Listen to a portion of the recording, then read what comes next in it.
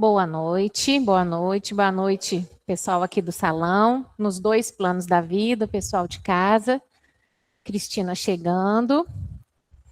Boa noite a todos. Enquanto ela vem, a gente vai asserenando o pensamento, fechando os nossos olhos, buscando a conexão mais alta. Jesus querido, nós te agradecemos com o coração aberto, nós te agradecemos com muita força, pois estamos aqui no dia de hoje, pois o Senhor nos sustenta, pois o Senhor se fez carne e habitou entre nós para nos conduzir até a verdade. Jesus querido, ajuda-nos a compreender as lições desta noite.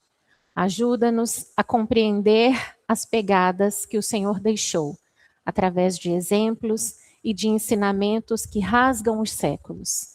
Esteja conosco, pois é da tua presença que nós necessitamos. Graças a Deus. Muito feliz de estar aqui hoje. Eu vou iniciar dando um spoilerzinho, né? Dizendo que a temporada não termina hoje, mas a minha participação aqui na condução termina. A temporada termina na semana que vem, na terça-feira, só que sob a condução dos nossos universitários, que eu vou acionar. Então, a Cristina, o Cláudio e a Jussara, que estarão aqui na semana que vem, pois nesse período de férias, né, eu vou estar em família, viajando, né, celebrando, né, o casamento, a viagem, as férias, aí o descanso do trabalho, mas eu estarei, se Deus quiser, conectada a vocês pela internet. Então, nós estamos estudando, esta é a 6ª semana, né, nós estamos estudando abandonar-se à providência. Assim nós chamamos esta temporada, que fala sobre a busca da saúde mental, no sentido de lidarmos de uma maneira mais equilibrada com as preocupações. Eu digo lidar com as preocupações porque extingui-las do nosso meio, eu acho que ainda nós não estamos nessa, né? A gente tem que ser verdadeiro. Nós vamos deixar de nos preocupar. Eu acredito que ainda não é para agora. Mas à medida que o tempo vai passando, a gente vai ficando cada vez menos ligado e cada vez menos sujeito à nossa mente ir, né, viajando demais. Eu penso que quando a gente começa a compreender o que nos aflige, a gente já está muito mais próximo da cura, não é?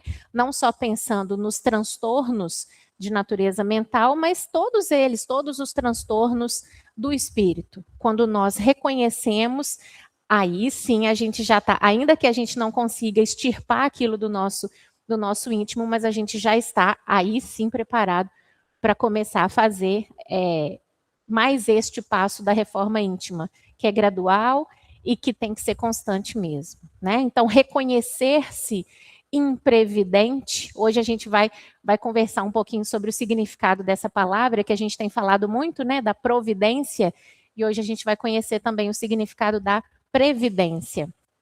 A gurinha mesmo, eu vou aqui mais uma vez dar o meu exemplo, o meu testemunho, estava falando ali com o Cláudio, que eu não trouxe a minha Bíblia de costume, estou usando essa daqui, que fica no EMEG mesmo.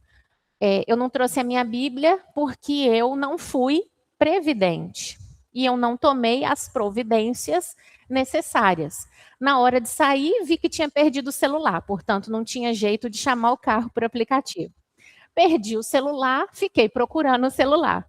Não tomei o remédio, tive que colocar aqui o lembrete na mão, e aí, quando achei o celular, já estava quase atrasada, tanto é que cheguei no meio da oficina e esqueci a Bíblia. Ou seja, sabe-se lá mais o que eu deixei de fazer. Quando nós não estamos inteiros, a gente vai fazendo as coisas pela metade, a gente vai se atropelando, né? Então, o que a providência e a previdência têm com isso? Anotei aqui, para não recorrer agora aqui ao dicionário, mas anotei aqui o significado de duas palavras no dicionário AIS da língua portuguesa, que eu gosto bastante. O significado de providência com O e previdência com E. Providência, com O. Presciência do futuro para acautelar-se com relação a ele.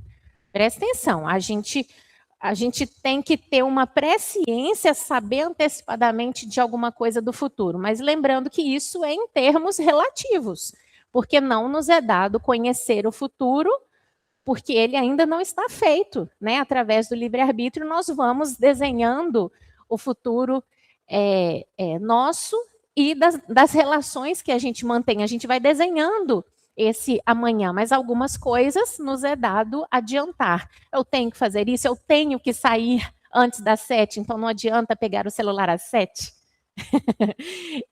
Então, prudência, previdência. A gente conhece muito a previdência, né? A previdência social, a previdência privada, né? A gente conhece essa palavra e ela está relacionada ao futuro. A gente se acautelar financeiramente, ou o governo, né? Se acautelar financeiramente para que quando a gente não esteja tão produtivo, a gente consiga ter ali os proventos para nos sustentarmos. Disposição prévia dos meios necessários para a consecução de um fim. Então, se eu preciso fazer uma receita, eu não tenho que aviar a lista de ingredientes? Como que eu quero, né, obter o bolo se eu não coloquei ali à minha disposição a farinha, o açúcar, o leite? Então, a gente consegue manipular o futuro dessa maneira, vamos dizer assim, limitada. Não é razoável que nós tentemos antecipar o futuro, porque aí é uma distorção de pensamento e as patologias vêm aí. Porém, aquilo que nós podemos antecipar e que vai garantir a consecução daquilo que a gente precisa realizar, a gente tem que fazer. Então, uma coisa são as fantasias que a gente vai criando, né? E aí a gente alimenta fantasmas e alimenta ideias de perseguição, né? A gente vai ficando ali cada vez mais vitimista, a gente vai ficando cada vez mais distante do enfrentamento da realidade, porque a gente precisa tomar providências. Então, quando a gente fantasia o futuro, é como se a gente já sabe que a gente não tem como prever e antecipar manipular o futuro que não existe. Então, e quando a gente faz isso, é como se a gente estivesse de maneira intencional para alguns, né, que às vezes a gente faz sabendo, mas de maneira totalmente inconsciente para outros, fugindo dos compromissos que a gente precisa fazer. Então, para não lidar com o meu presente agora, que me exige providências, eu alimento ideias de um futuro que são só fantasias minhas, né? E que todo mundo, se for parar para pensar e listar todas as vezes que ficou muito preocupado ou muito ansioso com alguma coisa, a gente vai perceber que as coisas não aconteceram como a gente estava antecipando. Porque são fantasias. Diferente dos exemplos práticos que eu dei aqui, eu preciso fazer tal coisa. Quais são as providências ou as medidas que eu preciso tomar? Este é um futuro que a gente tem que antecipar, porque aí diz respeito à realização de algo, né? As medidas e, né, os meios necessários para a gente foge da realidade, né? Porque quando a gente tem que fazer alguma coisa, a gente tem que arregaçar as mangas e trabalhar. E muitas vezes não é isso que a gente quer. Se é alguma coisa que eu tenha que me mover fisicamente ou moralmente. Eu preciso lidar com uma fragilidade minha, preciso lidar com parte da minha essência que eu não gosto muito, né? Todos nós, quando estamos nesse caminho de reforma íntima, a gente começa a ver que tem pontos que a gente já não gostaria que eles ainda estivessem ali, mas eles estão. Seja na lide com as pessoas que estão conosco, seja na nossa relação com... A gente vem falando muito que somos usufrutuários, né? Aí, às vezes, a gente se pega apegado às coisas, mas já sabendo que não deveríamos. Lidar com essas coisas nos deixa frustrados.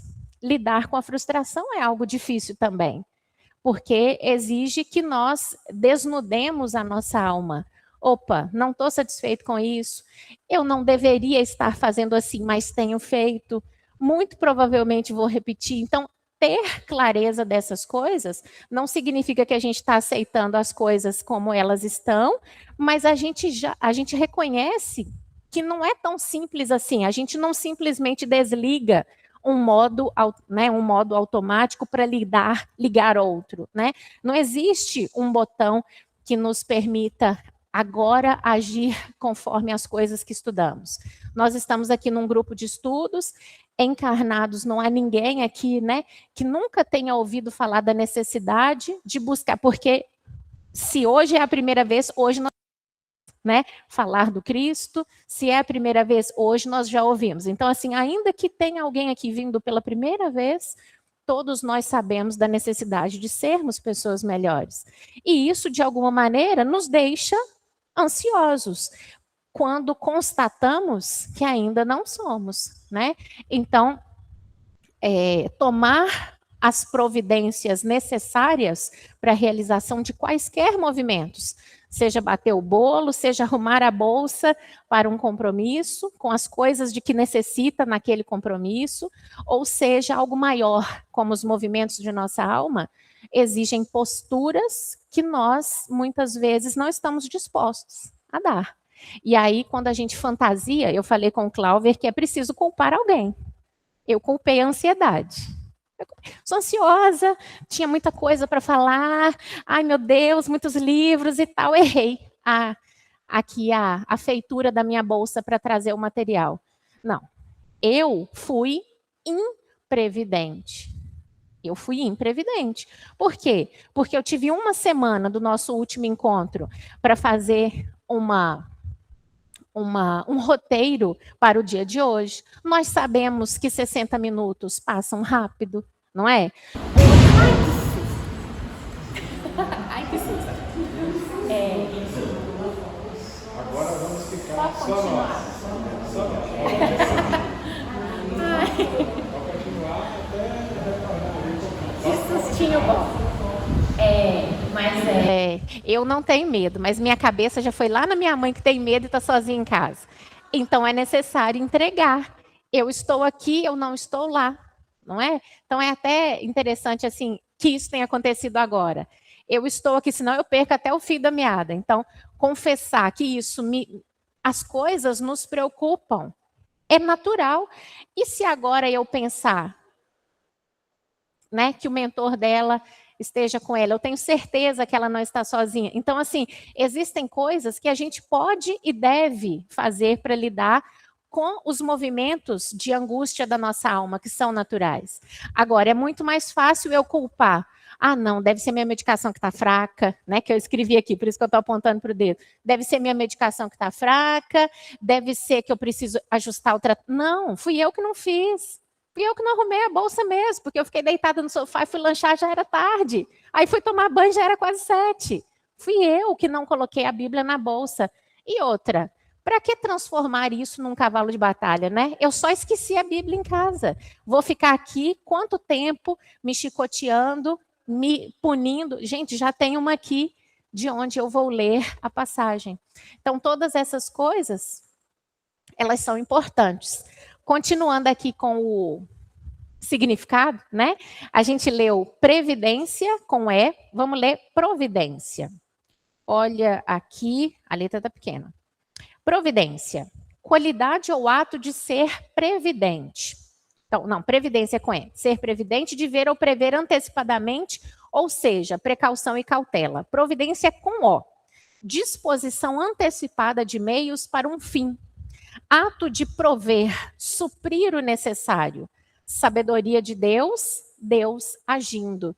Interessante que o próprio dicionarista trouxe outros conceitos, além do conceito comum, que é de, né, essa providência com O, então vou sempre aí falando se é com O, se é com E, além da disposição antecipada de meios para um fim. É diferente, gente, de tentar prever o futuro.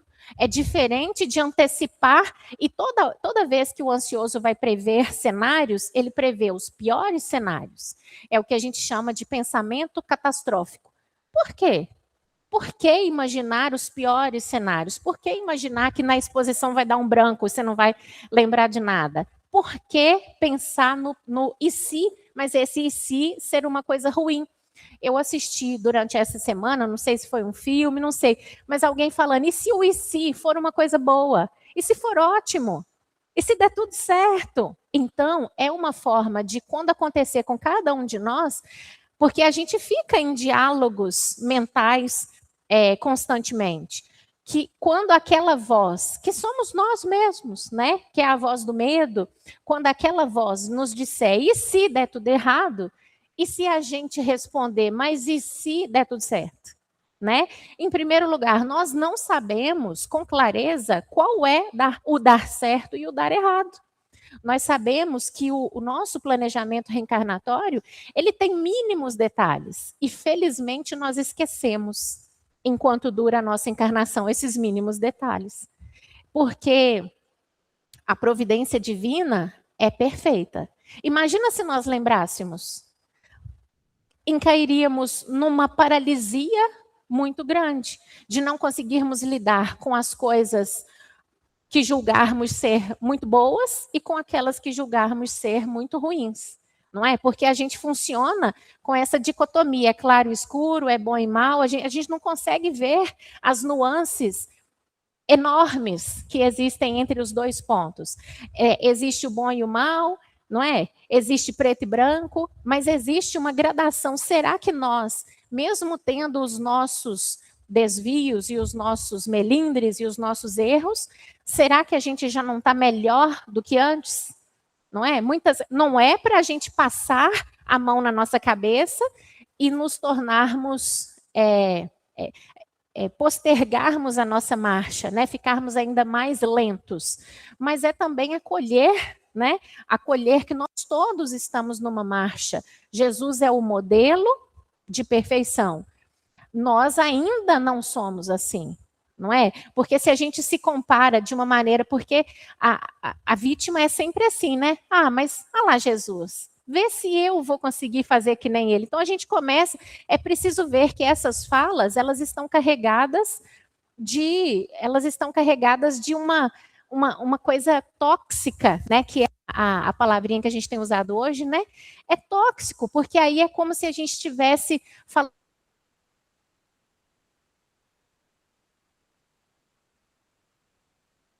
Estamos avançando. Não avançamos tanto quanto Jesus. Mas me parece errado dizer que não avançamos tanto quanto poderíamos, porque não podemos. Não é? Nós estamos exatamente no lugar e no meio certo. Ah, se eu voltasse atrás, eu faria exatamente igual, porque você voltou atrás. Se eu voltasse atrás, eu faria diferente. Não faria, eu acredito que faria a mesma coisa, porque não teria o que tem hoje. Inclusive, principalmente, são os tropeços que nos forjam, não é?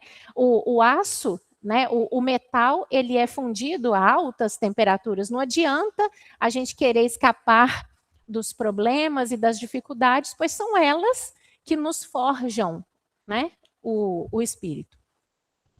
Alguém gostaria de falar? Que eu avancei aqui, estou numa quinta marcha. Então, nessa diferença entre providência e previdência, acho importante a gente entender que viemos aí por 5 semanas falando de abandonar-se à providência, que não abandona nada nem ninguém. Então, é um providência com letra maiúscula, é um providência divina, né?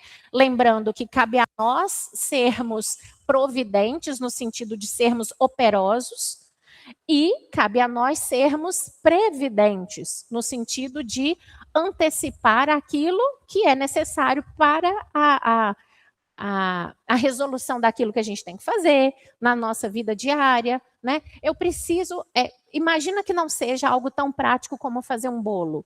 Eu preciso melhorar a minha, sei lá, sair atrasado. Eu não sou de sair atrasada, não, mas de vez em quando acontece. Eu não estava atrasada para o EMEG, mas para a oficina estava, pois 7 horas eu estava lá em casa e comecei a assistir pelo celular.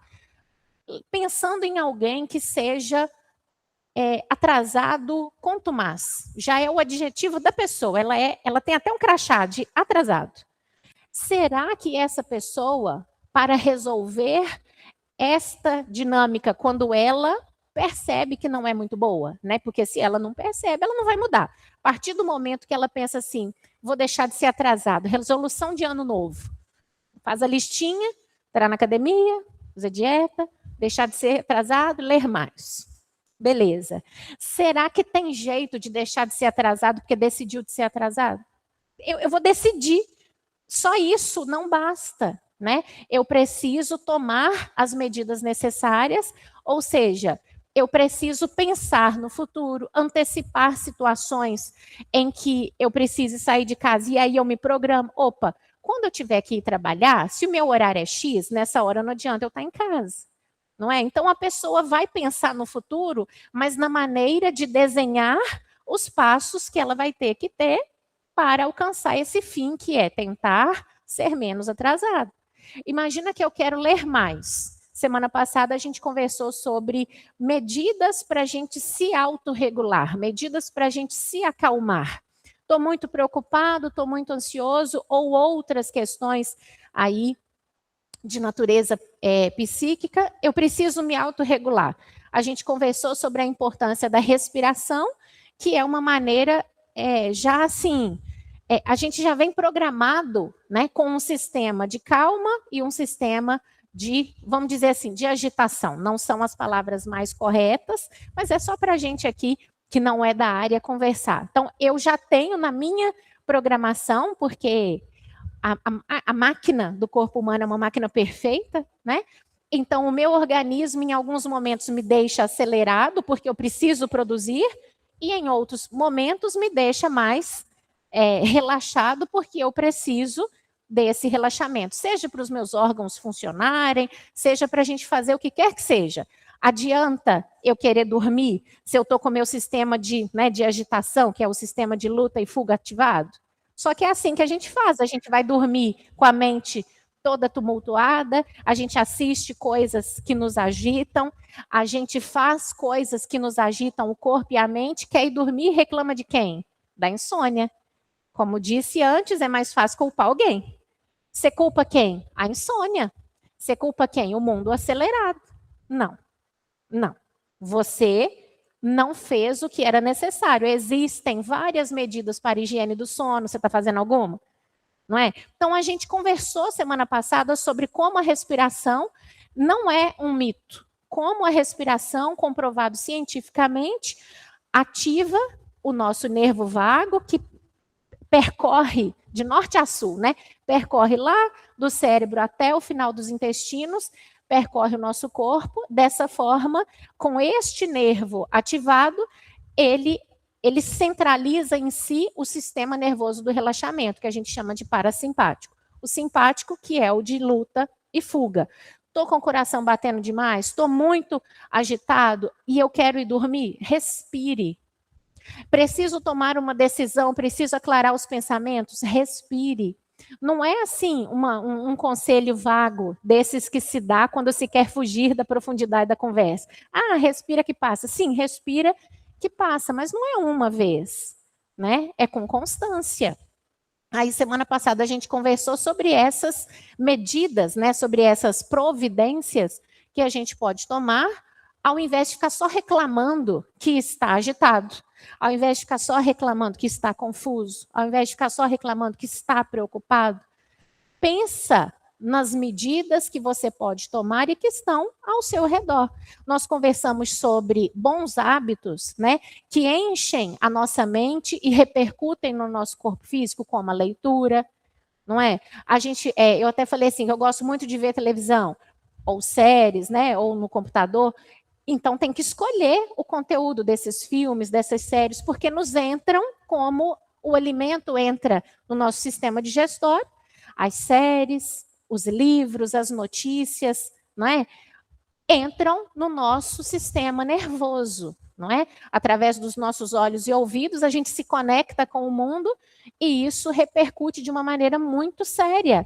Às vezes a gente se percebe extremamente pessimista, porém, do que você tem se nutrido, não é? Do que você tem se nutrido.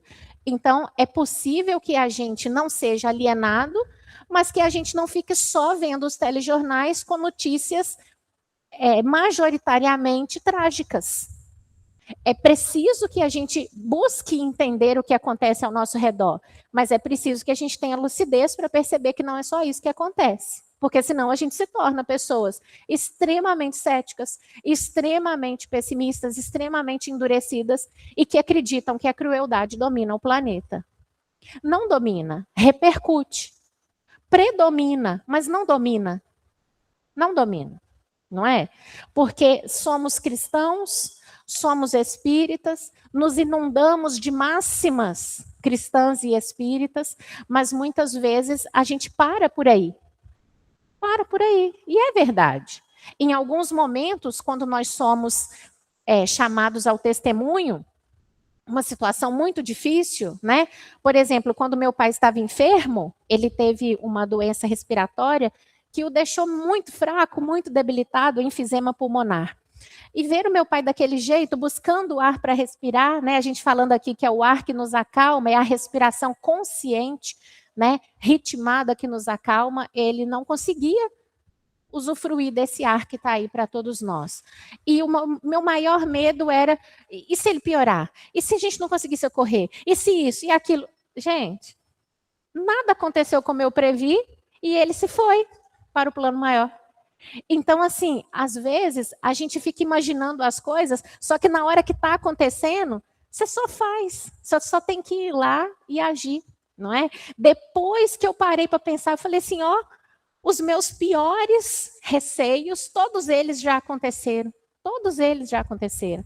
Não há, como aqui no início da passagem, que nós vamos ler daqui a pouco, não há nenhuma preocupação que acrescente um côvado em nossa estatura, né? A gente vai até conversar, falei que hoje é dia dos significados das palavras, né? O que é esse bendito côvado que eu não conhecia, mas que muita gente, né, já sabe nessas 6 semanas aí o que é, né? Então, assim, às vezes, quando a gente para olhar e fala assim, ó, olha lá todas as minhas preocupações, tudo aconteceu e nós estamos aqui e nós vamos viver, é um dia de cada vez e que não seja só uma máxima. Você deseja falar? Eu quero. Por favor. Vou aproveitar o momento que você comentou, né, sobre, às vezes, a forma como a gente acompanha as notícias, o conjunto de informações nos tempos atuais, e lembrar que todos nós passamos por ciclos. A gente vivencia ciclos. Ciclos maiores, ciclos intermediários, ciclos menores. O planeta também passa pela mesma metodologia. Sim. Então, se a gente não tiver uma clareza de consciência para perceber que as turbulências atuais, o volume de dificuldades atuais são transitórios, fazem parte de um ciclo, a gente se perde. Sim. Como você colocou bem. A gente acha que só o exercício de maldade é que vai se sobressair. Que não há bondade, que não há exercício de bem, que não há caridade, que tudo está perdido, né? Que nós estamos no limiar das horas para o mundo acabar. E isso é um equívoco. Sim. É uma falta de percepção e de conscientização de como essas coisas funcionam por ciclos. Então, são turbulências? São, mas não serão eternas. São temporárias. Tem momento para acabar. Já começou faz muito tempo, mas tem momento para terminar. Só que nós não conseguimos, nesses ciclos que são maiores, enxergarmos esses momentos. A gente não tem essa percepção. Tanto que o Kardec deixa muito claro, lá no capítulo 18 da obra Gênese, que as gerações que estarão em evidência não perceberão a mudança e as gerações novas que chegarão também não perceberão a mudança. Porque nós estaremos imersos dentro dessa ebulição toda que está acontecendo. Então, o que a gente consegue ver? Só o que está aí, em evidência. A gente só consegue ver o recorte do filme do que está passando agora. A gente não tem a percepção, poxa vida, mas diante de tantas atrocidades que a gente tem presenciado, será que esse trem vai melhorar mesmo? Aí, se não tivermos essa consciência, nós engendramos pelo caminho da falta de fé, da falta de convicção na vida futura, na imortalidade da nossa própria alma, aí a coisa complica. Aí entra os distúrbios, entra os desequilíbrios.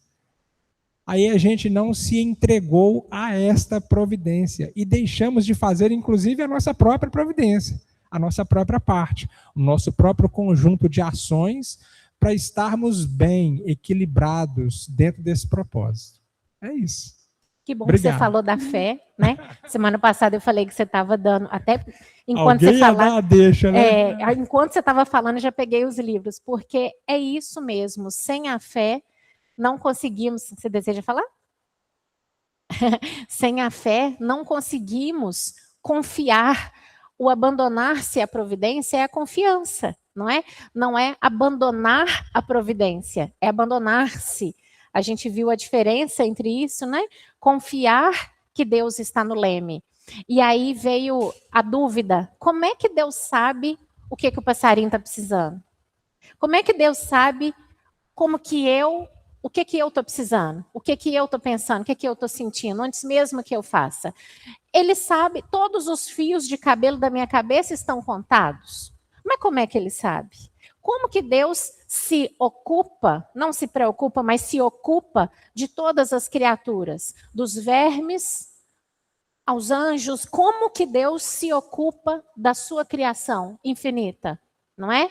E Kardec nos fala em A Gênese como é que funciona, e a gente hoje vai conversar um pouquinho sobre isso, e eu conto com vocês, universitários, mas o Elmo vai falar antes. Essa passagem, né, não andei ansiosos, ela cai como uma luva, né, no momento atual, né? Nós sabemos que a depressão é a doença do momento, né? E no todo, né? Não é um problema nosso específico no país, né? Pode-se falar numa questão mundial, né? É claro que aqui, por exemplo, para nós talvez seja mais, porque o Brasil, por exemplo, tem pesquisa que mostra que é um dos países mais ansiosos do mundo, né? Mas essa questão que a semana passada nós, né, que você falou agora, a semana passada todo mundo opinou, né, e falou sobre essa questão toda, né? A Jussara levantou.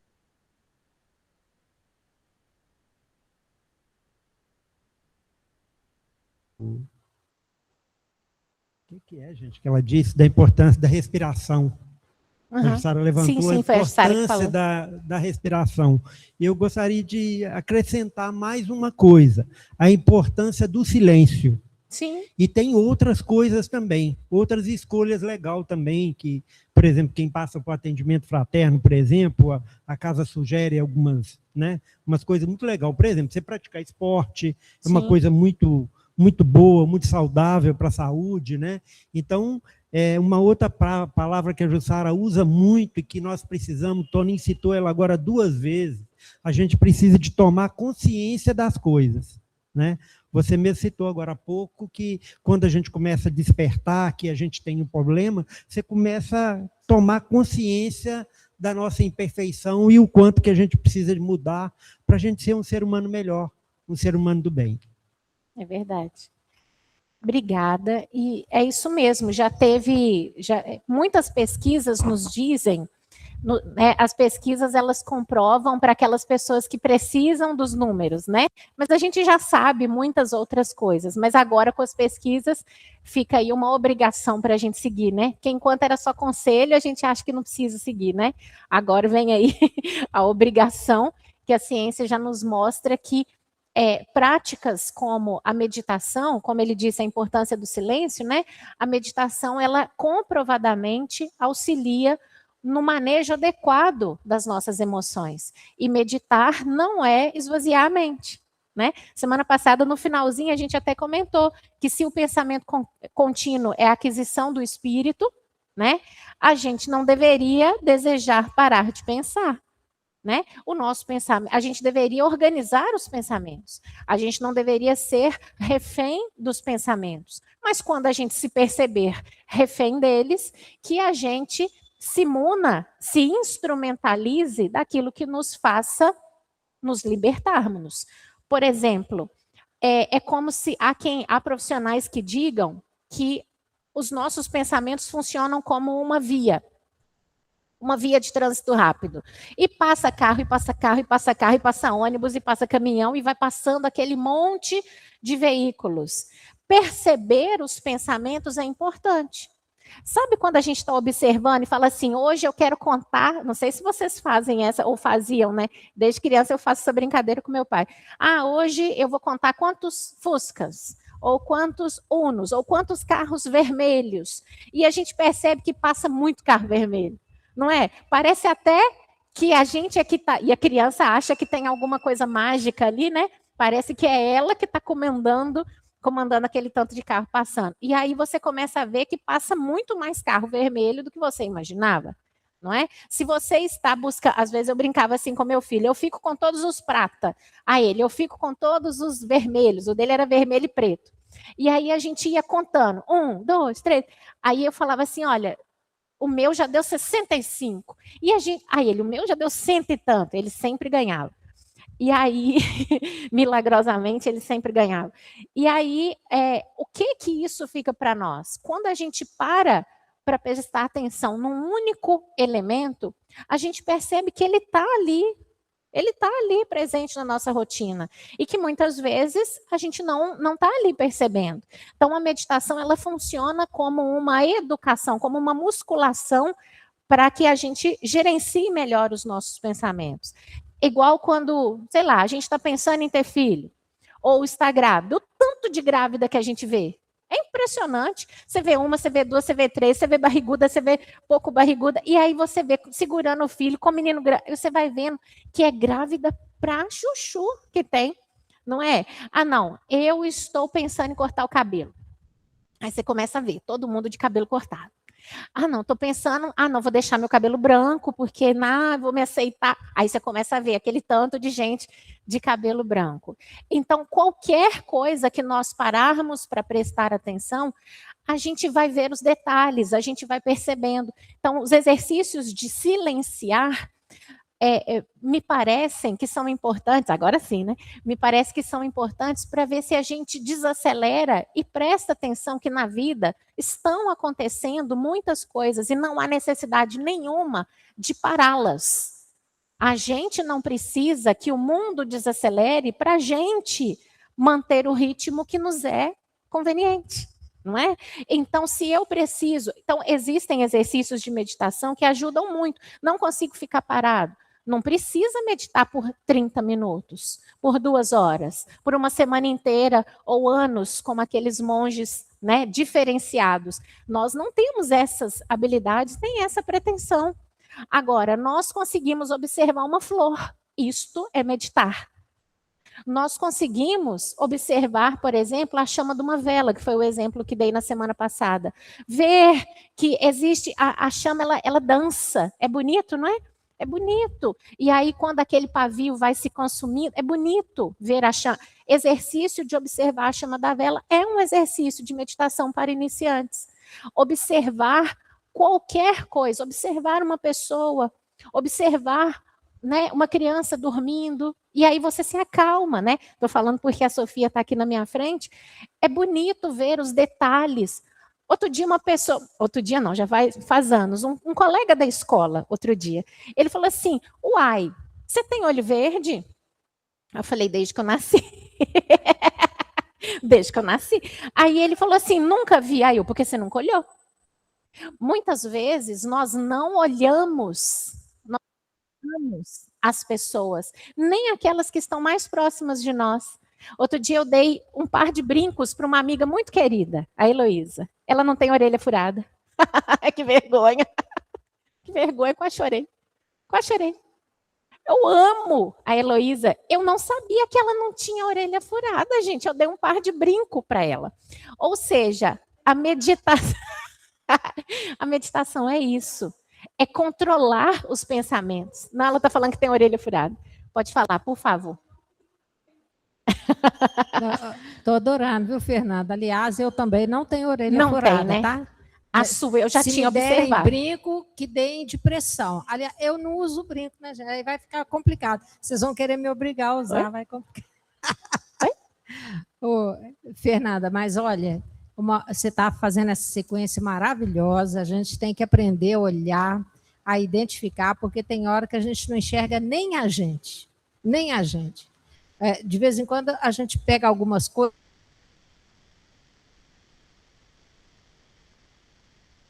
Aí tinha lá a mão, né, com as linhas da mão. Eu falei, meu Deus, deixa eu ver minha mão aqui. Uma mão é diferente da outra. Ela tem uns traços completamente diferentes da outra. Será que isso é normal?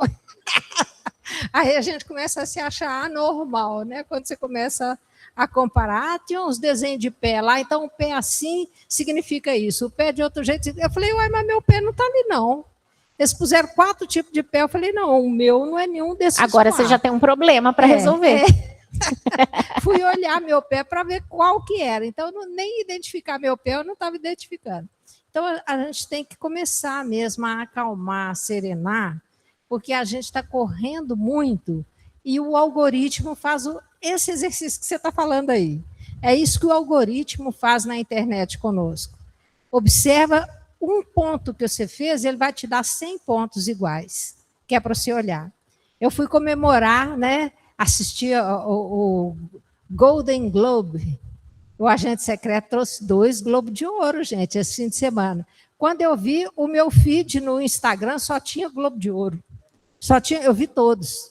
Eu vi de todos os ângulos possíveis, né? O Wagner Moura subindo ali, dançando um sambinha lá em cima no palco, o discurso que ele fez em partes, em outro vídeo estava inteiro, em português e em inglês, como diz o outro, pedacinho em inglês, mas ele falou em português. Então, ele começa a multiplicar as coisas que você está vendo. Então, nós temos que ter o cuidado de fazer o exercício, mas não de obcecar com ele. Sim. Porque senão, o que eu vou fazer? Não, hoje eu vou apreciar a vela. Aí eu vou ficar uma vela, leva tempo para queimar, tá, gente? Eu vou falar para vocês, é uma delícia. Eu não faço mais nada, só vejo vela. Você relaxa, o trem é bom demais. Mas aí você põe a vela para queimar, não, vou pôr mais uma. Vou pôr mais uma e amanhã eu vou fazer de novo, depois da manhã de novo. Quando eu ver, eu só estou vendo vela queimar. Só estou vendo vela queimar. E por quê? Porque lá no fundo do coração eu estou fugindo. Sim. Fugindo de alguma coisa. Fugindo principalmente de mim mesmo, que é o processo do autoconhecimento proposto pelo Santo Agostinho, né? Sim. Olha para o próprio coração, olha para você, analisar o dia que a gente fez. Todo dia eu deito com medo de não conseguir dormir, que à noite é a hora que eu estou mais ativa. Eu sempre fui o tipo psicológico noturno. De manhã eu custo acordar. Eu tenho que tomar meu remedinho da tireoide e eu faço tudo devagar, é lento e tudo mais. Chega à noite, a cabeça está ativada. Eu leio, eu estudo, eu faço roteiro, eu preparo, eu assisto filme, eu assisto vídeo, tudo é à noite. E quanto mais tarde, melhor. Por quê? Os barulhos em volta vão parando e a gente vai ficando naquele ambiente de uma paz, de uma serenidade assustadora. E aí a gente não quer perder. Né? E vai de uma coisa para outra. Quando eu vejo, eu falo assim, eu tenho que ir dormir. É o raciocínio mandando a gente dormir, né? E, ultimamente, eu tenho feito, depois que eu tive um problema na coluna, o ano passado, eu percebi que eu não podia mais usar o celular na cama. Que é deitar, desligar tudo, pegar o celular, depois disso tudo aí feito, deita com o celular ainda para ficar jogando joguinho até o sono chegar, né? Mas aí, minha filha, isso estava me fazendo mal para a coluna. O celular é pesado, parece que não, mas você fica com a posição assim, ó, segurando, a coluna vai dar um grito depois. Então, eu falei, não vou mais usar celular, ele vai ficar longe. É difícil, tem hora que a gente tem recaída. Eu falei, não, só hoje, só um pouquinho. Toda vez que foi só hoje, só um pouquinho, no dia seguinte eu amanhecia com a coluna doendo. Porque a vida está me dando uma oportunidade de me educar diante de um processo. Ô, gente, eu estou feliz comigo, viu? Porque eu tenho sido assim, as falhas têm sido poucas. Eu achei que eu ia ter uma dificuldade enorme de desgrudar do celular na hora de deitar. Sabe o que eu estou fazendo? Eu jogo em pé, um pouquinho de joguinho lá, abro o joguinho. Eu adoro que as frutinhas combinar a corzinha, aquilo me faz dormir.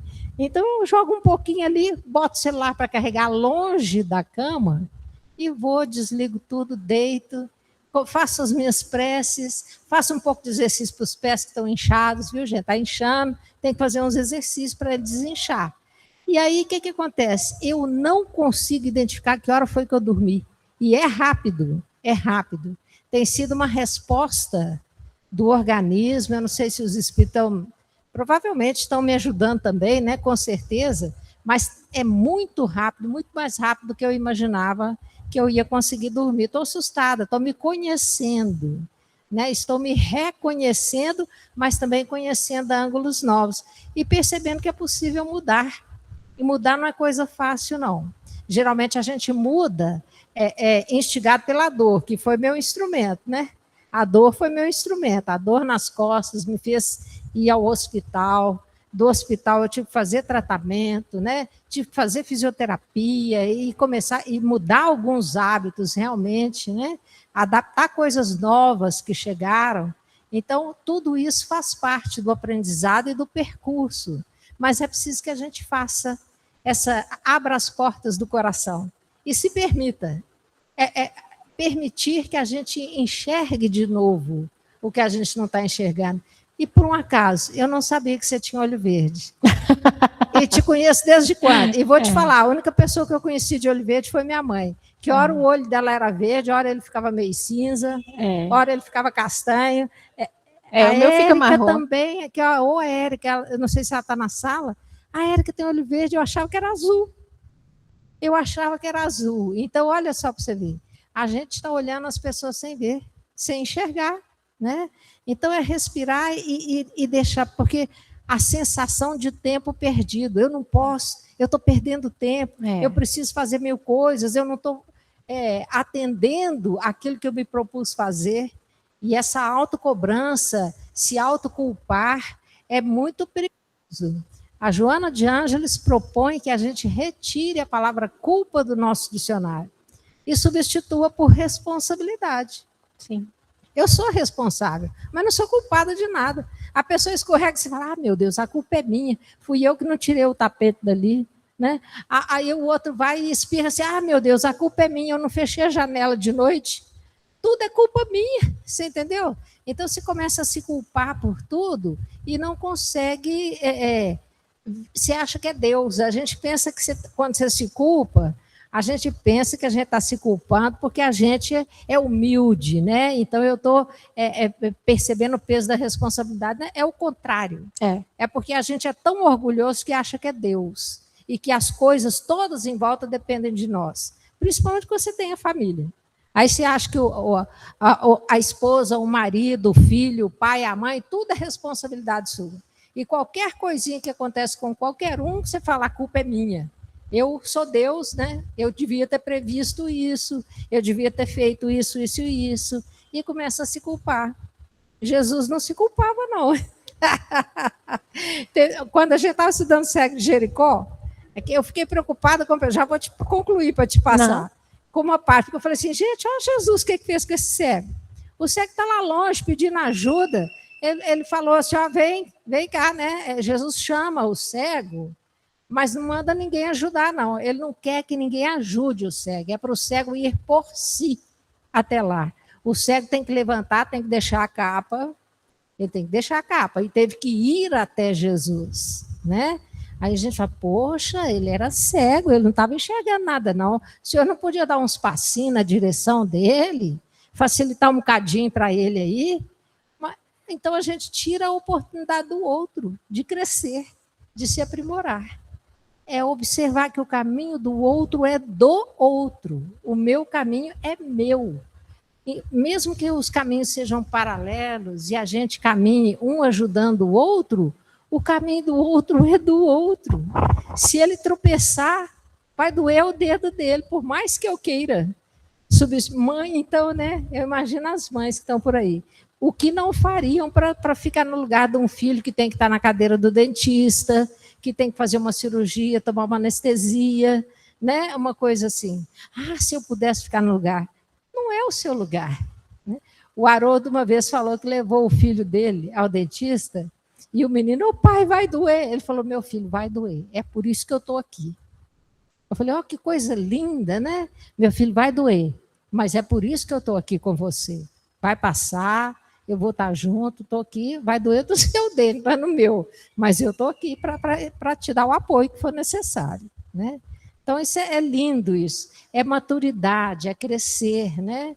É a gente aprender a respeitar os caminhos diversos e que Deus é Pai mesmo. E que quando o outro está caindo, o problema é seu, não é? O problema é do pai dele. E o pai dele é Deus, é perfeito. O pai dele é perfeito. O pai de todo mundo é Deus.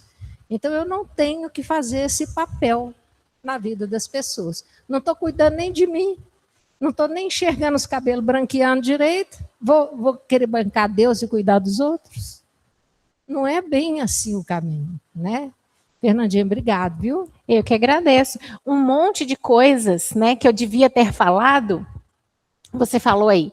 Por exemplo, aí, enquanto você falava, até consegui achar aqui a página, nestes 2 livros aqui, As Dores da Alma e Renovando Atitudes, os 2 de mesma autoria, de Hamed, pela mediunidade de Francisco do Espírito Santo Neto, os 2 têm capítulos falando de preocupação, e este daqui, As Dores da Alma, tem preocupação e ansiedade.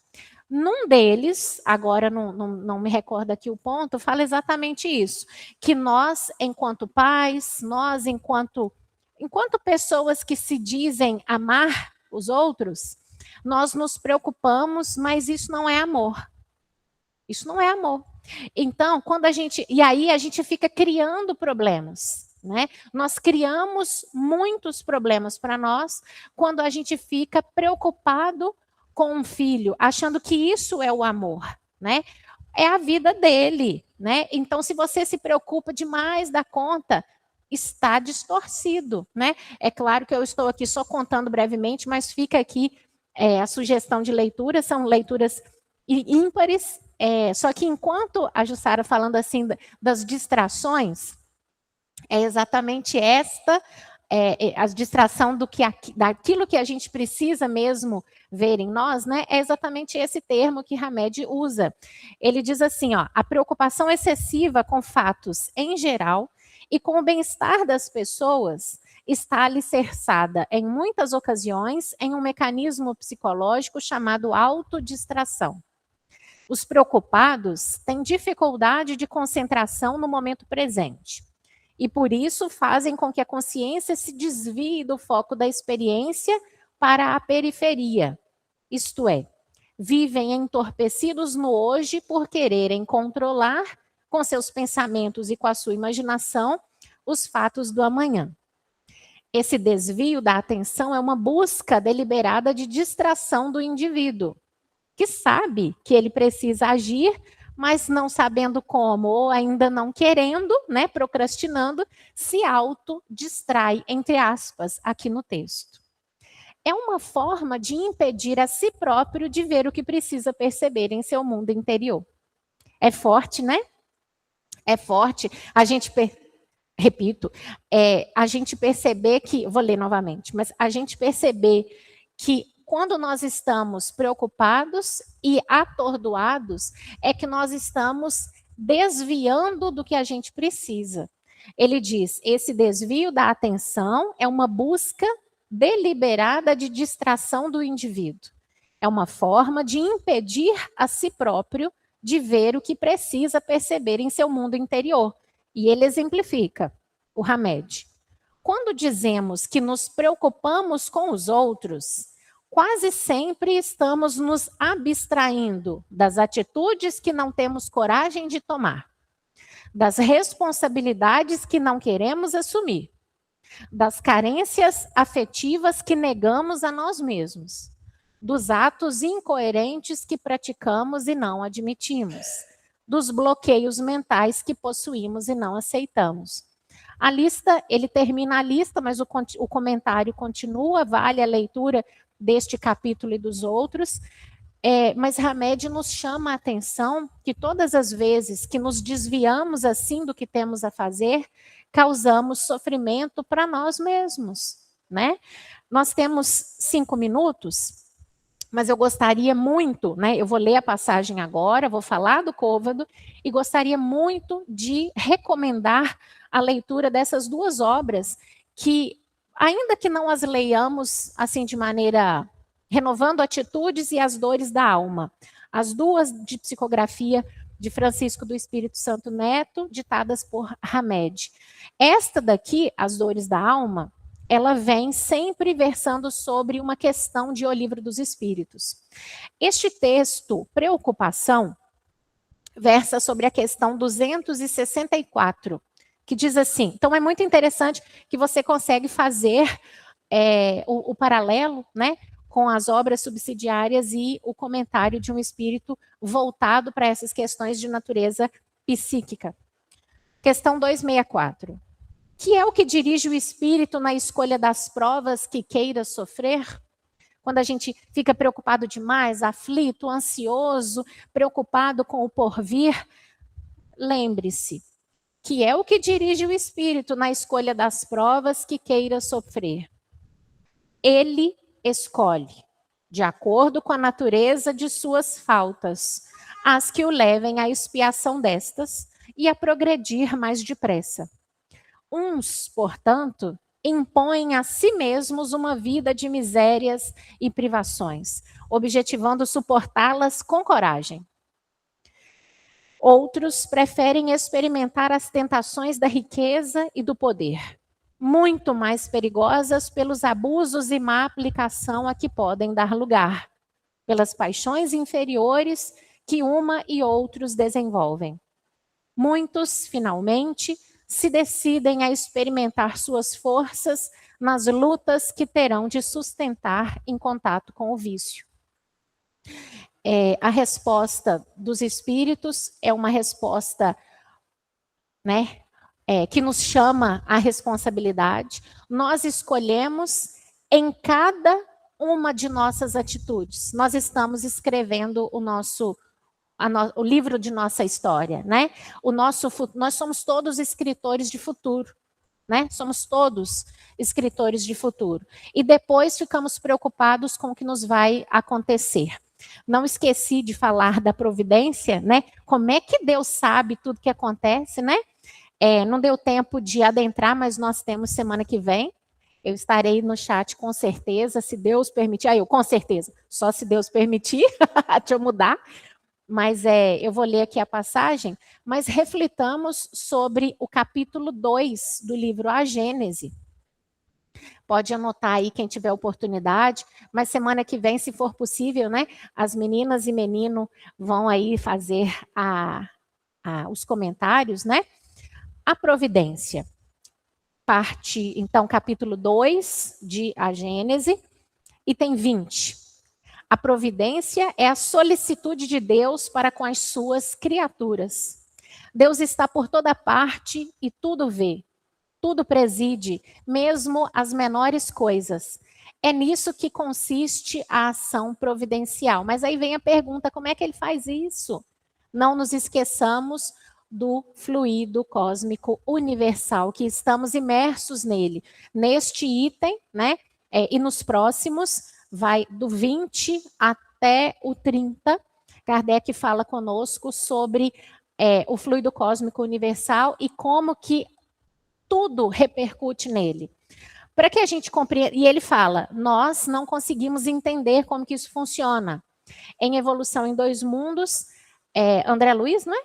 André Luiz nos diz que a providência divina é como se fosse a respiração, né? É o hausto do Criador. É o hausto do Criador. E aí a gente pensa, eu não sei se é nessa mesma obra, mas é dito que funciona como o sistema nervoso, né? Deus, a providência divina, funciona como um sistema nervoso que tudo capta e tudo coordena.